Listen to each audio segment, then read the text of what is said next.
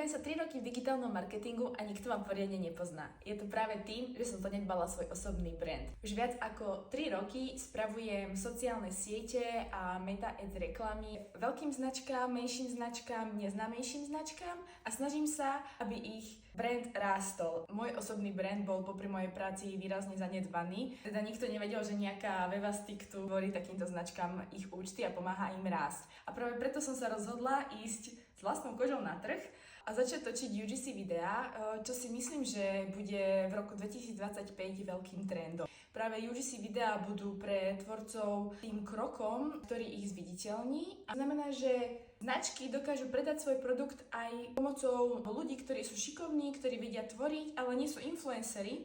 Dokážu krásne ten produkt odprezentovať a predať. Tým, že som začala v digitálnom marketingu, tak som vôbec nevedela, že ma to tak bude baviť a sa v tom tak nájdem. A že naozaj to nie je iba o tom točení videí a strihaní videí. Spočíva to v plánovaní kampaní, v plánovaní kontentu.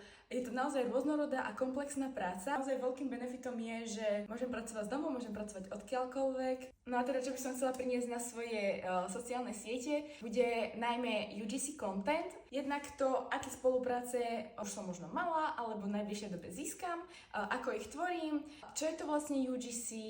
Ak ťa teda zaujíma UGC svet, tak ma sleduj pre viac takýchto podobných videí. Verím, že ťa môj obsah bude baviť. A daj mi vedieť do komentára, či si už aj ty vystúpila zo svojej komfortnej zóny a či už aj ty buduješ svoj osobný brand. Čaute!